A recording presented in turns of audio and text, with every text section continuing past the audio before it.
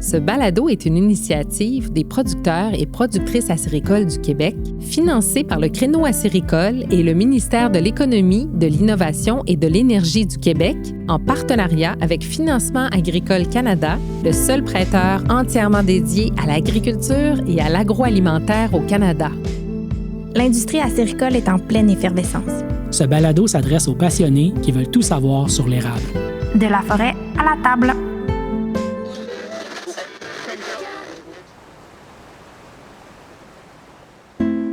Un petit conseil avant de commencer l'épisode. Allez sur la page du balado La Station acéricole sur Apple, Spotify, YouTube ou n'importe quelle autre plateforme où vous écoutez vos balados et cliquez sur le bouton Suivre. Comme ça, tous les nouveaux épisodes vont se télécharger automatiquement sur votre téléphone, votre tablette ou votre ordinateur. Bon épisode! Bienvenue dans la 3e saison de notre balado La Station acéricole. Je m'appelle Sarah Maud Raymond et je suis conseillère aux communications au PPAQ. Dans ce 12e épisode, on discute de vente directe aux consommateurs avec 2 entrepreneurs qui commercialisent l'érable autrement. Julien Dupasquier, d'Érablement Bon, et Zoé Bisaillon, du domaine du Cap. 2 modèles d'affaires bien différents, mais un même amour pour l'érable.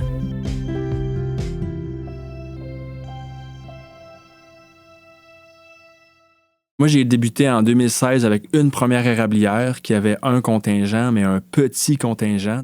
Julien Dupasquier a ouvert 3 boutiques de sa marque Érablement Bon. À ses débuts, il ne se doutait pas que le surplus de récolte lors d'une saison exceptionnelle le mènerait à son modèle d'affaires actuel. À la première année, je me suis ramassé avec des surplus de sirop d'érable que je voulais avoir les gains dans les mois qui suivaient. Donc là, je me suis tourné vers la vente directe pour devancer mes gains de cette récolte-là. Puis j'ai pris goût à ça. Je suis tombé dans le baril, là, comme qu'on dit, là, dans le tonneau. Fait que là, après ça, j'ai comme acquéri une 2e érablière, une 3e, une 4e, là, jusqu'à 7. Puis maintenant, ma position, c'est de profiter un peu des 2 systèmes en place parce qu'il y a le système de vente avec intermédiaire, puis il y a le système de vente direct à la ferme. Donc moi, je suis vraiment là, 50-50, puis je peux profiter des croissances là, des 2 côtés.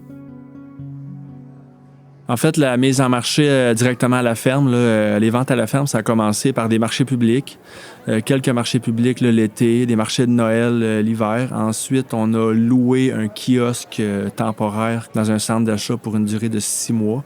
Par la suite, il y a le food truck qui est arrivé pour vraiment venir bonifier notre offre de produits d'érable là, l'été. On s'est mis à faire de la slotch à l'érable, de la barbe à papa à l'érable, des beignes à l'érable, des cafés glacés, des poutines à l'érable. Par la suite, on a revu un peu notre modèle d'affaires de boutique, puis c'est là qu'on a formé Érablement Bon. On a fait l'ouverture de 3 boutiques là, un peu dans la même année, à Montréal, à Rosemont, à Saint-Bruno, à Saint-Jean-sur-Richelieu.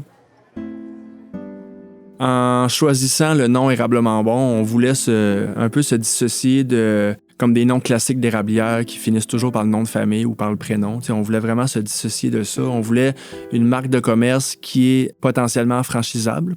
On veut donner l'esprit aux clients que quand ils rentrent dans les boutiques, ils perçoivent qu'il y a des érablières derrière ça, que le sirop est fait par le propriétaire. Donc, c'est pas juste de l'achat et comme de la revente. Dans notre modèle d'affaires aussi, les produits sont vraiment accessibles, sont vraiment funky. Donc, les gens viennent pour goûter à des mélanges de saveurs.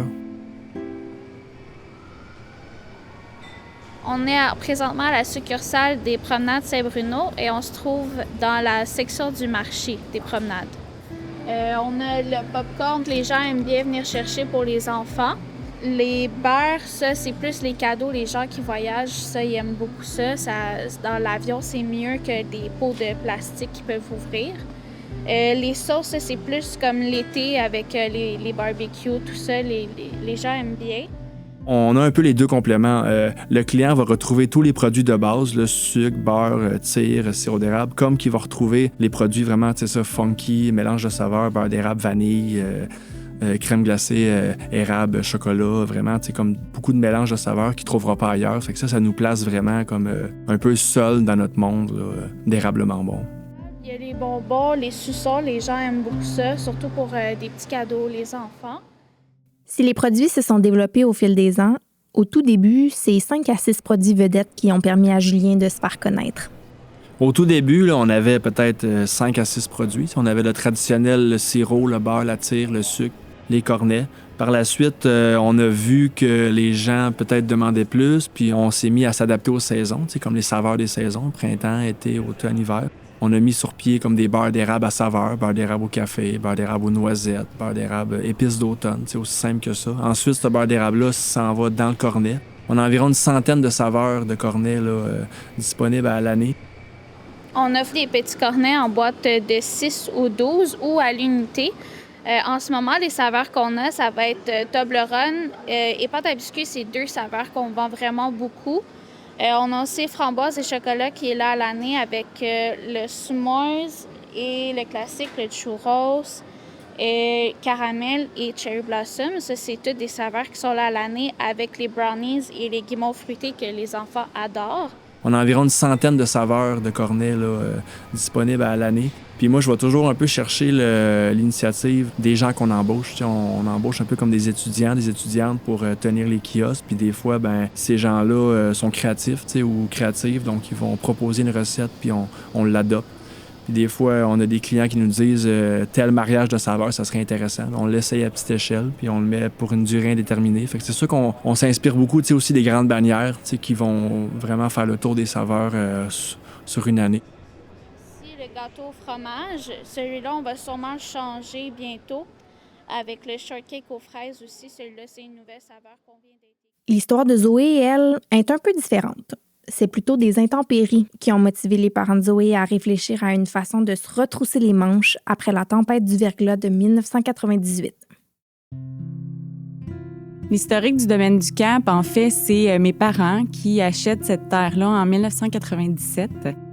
Bon, ils appellent l'érablière du Cap parce qu'il y a beaucoup de cap, en fait, dans l'érablière. On monte pas mal de montagnes, là, de roches dans l'érablière. Mes parents installent l'érablière là, de A à Z. Il n'y avait rien, absolument rien là, sur l'érablière avant leur arrivée. Comme plusieurs savent, en janvier 98, il y a eu le verglas. Puis on était vraiment dans plein milieu du triangle du verglas. Donc, ça a été un gros choc, en fait, là, pour l'érablière, mais pour aussi mes parents qui débutaient dans la production. Dans le fait, c'était leur production principale, dans le fond, depuis septembre. Mais ils ont surmonté ça, donc ils ont commencé à faire la transformation. Ils ont fait du sirop d'érable cette année-là. Puis ça l'a aidé, en fait, parce que plusieurs voisins n'ont pas entaillé cette année-là. Donc, ça l'a permis à acquérir une certaine clientèle qu'on n'aurait peut-être jamais eue, en fait. Fait que c'est ça. Eux autres ont toujours été très avant-gardistes. Ma mère, elle a débuté la barbe à papa à l'érable. Personne ne connaissait ça. En fait, ils ont acheté une machine, ils ont fait « Ah, on fait ça ». Production biologique aussi en 2002. Donc, nous, on arrive dans le décor en 2016, moi puis mon conjoint. En fait, j'avais toujours été intéressée. On n'avait jamais pris de démarche sérieuse, mais tu sais, c'était toujours comme « Je suis intéressée, dites-moi-le quand vous pensez vendre ». Ça s'est fait officiellement en 2016 là, avec mon conjoint. Fait que donc, ma mère, elle avait déjà plusieurs produits transformés, déjà sur les tablettes. Nous, on a apporté là, le volet plus... on met l'érable à l'année sur les tables, donc épices, confit d'oignon, vinaigrette, sauce barbecue. Puis le vin d'érable est arrivé en 2018. Avant d'atteindre une offre diversifiée, il faut commencer quelque part. Un producteur doit s'attendre à investir beaucoup de temps dans la connaissance de son public cible et dans le développement d'une identité de marque forte avant de développer un modèle de vente directe. Sinon, la commercialisation risque d'être plus difficile. Pour bâtir là, un modèle d'affaires là, de vente directe, c'est sûr qu'il faut viser comme un bassin de population. Là. De la façon que le Québec est fait, il y a environ peut-être 8000 érablières. Donc, il y a déjà comme beaucoup des producteurs qui font de la vente directe. Fait que souvent, c'est pas rare que sur un même rang, tu peux avoir 4 affiches sirop d'érable à vendre. Là. Fait que là, c'est comme dur de se démarquer. Puis Par la suite, si on offre ce que tout le monde offre déjà, bien, on tombe un peu dans une guerre de prix. Fait que ça aussi, c'est un pensez-y bien. Est-ce qu'on veut entrer dans une guerre de prix?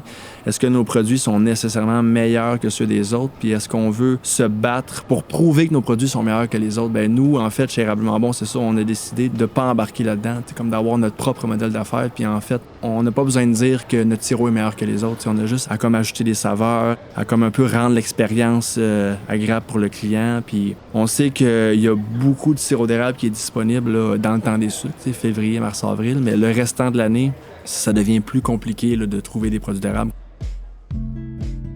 Au niveau de l'identité, on a fait comme un virage à 360 degrés. T'sais, les premières années, on roulait sur un nom qui s'appelait Érablière la coulée suisse. Ça, c'était dû à mes origines. Moi, je suis suisse d'origine, donc c'était dû à ça.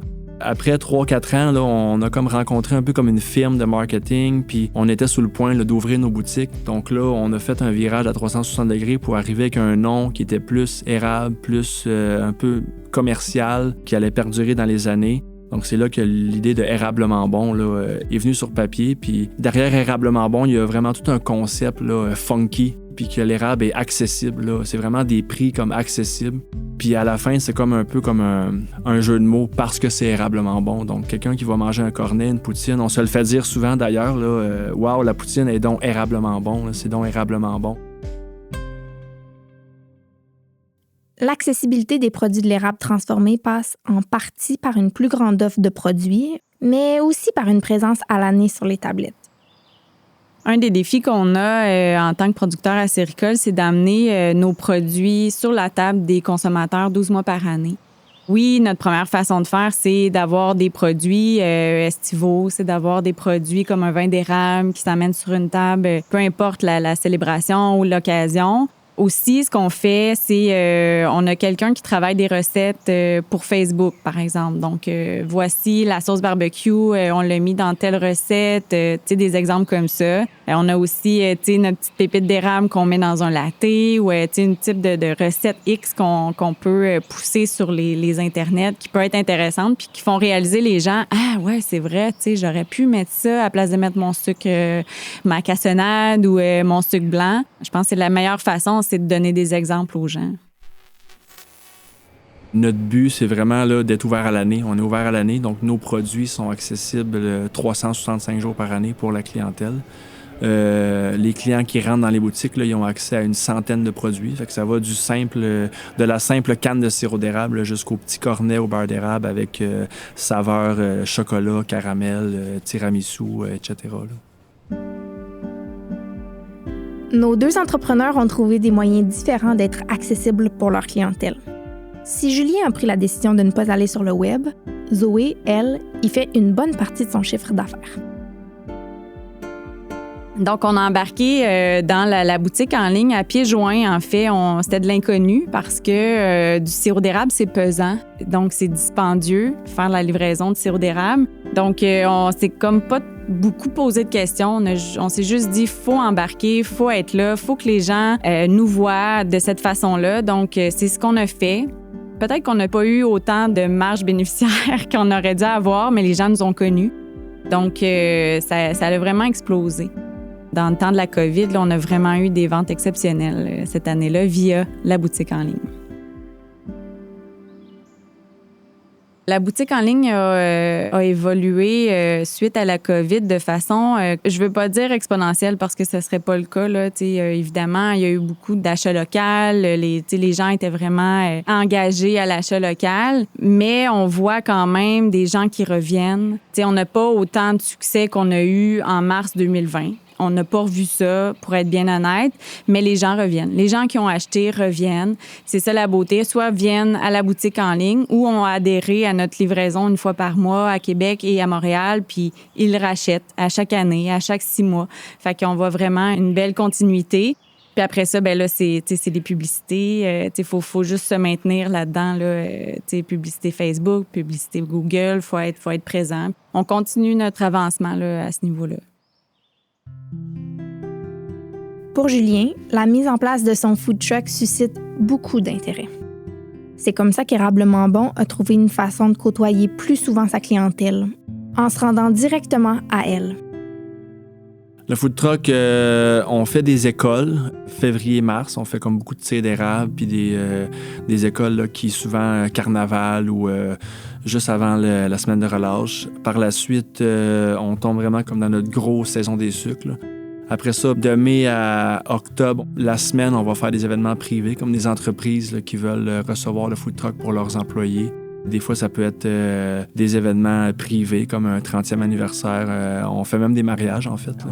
Puis ensuite, les fins de semaine, on fait des festivals, là. Maintenant, on fait comme des gros festivals reconnus, là, des festivals de 40 000 personnes, 50 000 personnes. Donc là, on est 3 jours au même endroit à faire nos poutines. Poutine bacon à l'érable, poutine saucisse à l'érable, poutine général Tao à l'érable, sludge, café glacé. Puis tu sais, ça peut paraître un peu anodin, mais tu sais, c'est des fins de semaine qu'on passe des fois 100 litres de sirop d'érable, là, parmi tous les soupers puis les dîners qu'on sert, là. En étant toujours proche des consommateurs, Julien et Zoé savent quels produits transformés de l'érable les gens recherchent. Je pense qu'on a des belles opportunités qui s'en viennent parce que, premièrement, le marché est encore à être développé. Il y a beaucoup de gens qui connaissent pas c'est quoi un bon sirop d'érable. Parce que malheureusement, on en a sur les tablettes des sirops d'érable. Pas qu'ils sont pas nécessairement bons, mais la personne qui va acheter une canne de sirop va juste manger le sirop qu'elle a parce qu'elle l'a acheté, mais c'est pas nécessairement le sirop d'érable qu'elle voudrait avoir. On sait qu'il y a plusieurs grades de sirop d'érable. Donc, là, on a le doré, le ambré, le foncé, mais il y a aussi des flaveurs. Puis depuis des années, ma mère, en fait ça. C'est que les gens viennent à la boutique et goûtent à leur sirop d'érable. Donc, comme un vin, au final. Donc, ils goûtent leur sirop parce que la plupart, ils disaient « Sylvie, donne-moi ton meilleur sirop. » Puis elle était, ben non, je peux pas vous donner mon meilleur sirop parce que le mien n'est pas nécessairement le vôtre. Fait que c'est comme ça qu'elle a commencé à faire déguster le sirop. Puis les gens, ils trouvent vraiment ça intéressant parce qu'ils n'avaient jamais réalisé que le sirop d'érable peut avoir différents goûts. Tu sais, le savoir des Québécois à ce niveau-là est à améliorer. Donc, dès que les gens vont commencer justement à s'intéresser puis à vouloir en savoir plus, tu sais, la porte est grande ouverte. Puis il y a aussi, évidemment, national ou international. Là, je pense que le sirop d'érable, on est tout petit au Québec là, à en produire. Fait que la porte est grande, puis il y a beaucoup d'opportunités, je pense, là, dans les années futures. Ben, je dirais que le sirop d'érable, là, il y a une belle place mondialement, là. C'est encore un aliment qui est aussi un ingrédient. Tu sais, il y a des gens qui le perçoivent comme un ingrédient d'une recette. Il y a des gens qui le perçoivent comme un aliment à consommer direct. Il y a une très belle place au niveau mondial. C'est sûr qu'il y a encore beaucoup de travail à faire. Puis il faut respecter comme les cultures des autres pays. Tu sais, c'est normal que notre sirop d'érable ne rentre pas dans certains pays. Comme les patrimoines des autres pays n'arrivent pas au Québec. Tu sais, il faut respecter ça. Au niveau du Québec, là, je crois que la population consomme très bien du sirop d'érable, mais je crois pas que la population pourrait consommer plus de sirop d'érable. Je crois que les besoins sont assez comblés et saturés. Là, on voit beaucoup d'entreprises là, vraiment qui vont créer des produits, qui vont créer 1001 produits, mais c'est sûr que les gens sont curieux. Les gens aiment essayer une fois. Est-ce que les gens reviennent une deuxième fois? Bien là, ça, c'est un certain pourcentage oui, un certain pourcentage non. Les parcours de Julien et Zoé sont la preuve qu'il existe plusieurs façons de mettre le sirop d'érable et ses dérivés en valeur. Même si l'intérêt et l'amour des Québécois pour leur blond existent vraiment, il reste encore beaucoup de travail pour susciter l'engouement des produits de l'érable en dehors de la période des sucres. Et vous, quelle est la place de l'érable dans vos assiettes? Vous pouvez nous envoyer vos réponses à lastationacéricole@commercial@gmail.com. Dans notre prochain épisode, on parlera de l'importance de la biodiversité dans les érablières. On aime vous lire, avoir vos commentaires, vos suggestions et vos idées de sujets. Écrivez-nous par courriel à lastationacéricole@commercial@gmail.com. Si vous avez aimé le balado, partagez-le donc à quelqu'un de votre réseau acéricole. Vous pouvez écouter les autres épisodes sur Apple, Spotify, YouTube et sur notre site web au ppaq.ca.